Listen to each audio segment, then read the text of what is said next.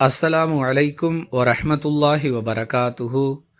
தினமும் ஒரு ஹதீஸ். நான் ஒரு கனவு கண்டேன். இரத்த ஆறு ஒன்று இருந்தது.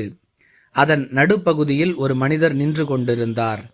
அவர் அங்கிருந்து தப்பித்து கரையேற முயற்சி செய்கிறார். ஆனால் கரையோரத்தில் இருக்கக்கூடிய ஒரு மனிதர் தன் கையில் இருந்த கல்லை எடுத்து அந்த மனிதருடைய வாயில் வீசுகிறார். இதனால் அவரால் கரையேற முடியவில்லை. எப்பொழுதெல்லாம் அவர் கரையேற முயற்சி செய்கிறாரோ அப்பொழுதெல்லாம் அவர் மீது கல் எறியப்படுகிறது. இவ்வாறே அவர் தொடர்ந்து வேதனை செய்யப்பட்டு கொண்டே இருக்கிறார். யார் இவர்? எதற்காக இவ்வாறு வேதனை செய்யப்படுகிறார் என்று நான் கேட்டேன். இவர் வட்டியை வாங்கி சாப்பிட்டவர் என்று எனக்கு பதில் சொல்லப்பட்டது என அல்லாஹுவின் தூதர் ஸல்லல்லாஹு அலைஹி வஸல்லம் அவர்கள் கூறியதாக சமூரா பின் ஜுந்தூப் ரதியல்லாஹு அன்ஹு அவர்கள் அறிவிக்கிறார்கள். நூல் புகாரி, ஹதீஸ் எண் 1386. அன்பிற்குரிய அல்லாஹுவின் நல்லடியார்களே, நபிமார்களுடைய கனவுகளும் வஹி என்பதை நாம் அறிந்து வைத்திருக்கிறோம். அந்த கனவுகள் மூலமாக அல்லாஹ் நமக்கு சில பாடங்களை கற்றுக் கொடுக்கிறான். அந்த வகையில் யார் வட்டி வாங்கி சாப்பிடுகிறாரோ அவர் மறுமை நாளில் இவ்வாறு வேதனை செய்யப்படுவார் என்று இந்த ஹதீஸ் நமக்கு விளக்குகிறது. ஆற்றின் நடுப்பகுதியில் நின்று கொண்டு கரையேற முடியாமல் தத்தளிப்பது என்பது எந்த அளவிற்கு சிரமமான நிலை! அதுவும் இரத்த ஆறு. அதனுடைய வாடை எந்த அளவிற்கு வேதனை தரக்கூடியதாக இருக்கும்!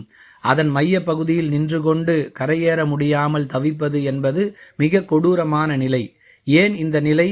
வட்டியோடு தொடர்பு வைத்திருந்ததால் தான் என்பதை அல்லாஹுவின் தூதர் விளக்குகிறார்கள்.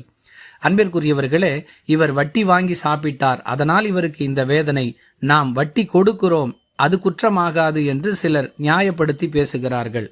அன்பானவர்களே, வட்டி வாங்குபவர், வட்டி கொடுப்பவர், வட்டி கணக்கு எழுதுபவர், வட்டிக்கு சாட்சி போடுபவர் அனைவரையும் அல்லாஹுவின் தூதர் ஸல்லல்லாஹு அலைஹி வஸல்லம் அவர்கள் சபித்துள்ளார்கள் என்பதை பார்க்கிறோம். எந்த வகையில் வட்டியோடு தொடர்பு வைத்திருந்தாலும் அது ஒரு ஆரோக்கியமான நிலை அல்ல. அல்லாஹுவையும் அவனுடைய தூதரையும் போருக்கு அழைக்கக்கூடிய அளவிற்கு ஒரு கொடூரமான செயலாக வட்டியின் தொடர்பு விளங்குகிறது என்பதை கவனத்தில் வைத்து நம்முடைய வாழ்வின் எந்த கோணத்திலும் வட்டியோடு தொடர்பில்லாத ஒரு நிலையை நாம் ஏற்படுத்த வேண்டும். அல்லாஹுவை அஞ்சிக் கொள்வோம்.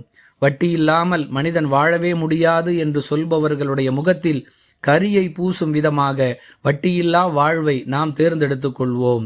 வீண் செலவுகளை தவிர்த்தால் வட்டி இல்லாமல் மட்டுமல்ல, கடன் இல்லாமலும் வாழ முடியும் என்பதே உண்மை. வாஹிர் தஅவானா அனில் ஹம்துலில்லாஹி ரப்பில் ஆலமீன். அஸ்ஸலாமு அலைக்கும் வரஹ்மத்துல்லாஹி வபரகாத்துஹு.